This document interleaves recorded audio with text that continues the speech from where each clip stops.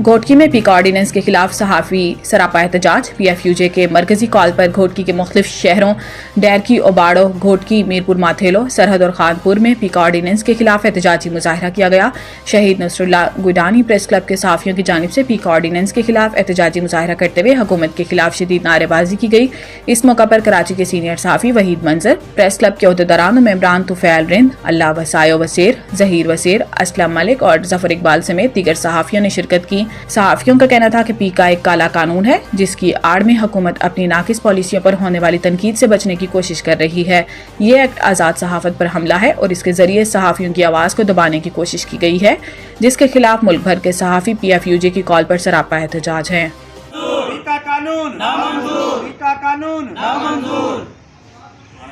इज़हार दी आज़ादी ते धाड़ो नामंजूर, इज़हार दी आज़ादी ते धाड़ो नामंजूर। गारो कानून नामंजूर, गारो कानून नामंजूर, इज़हार दी आज़ादी ते धाड़ो नामंजूर।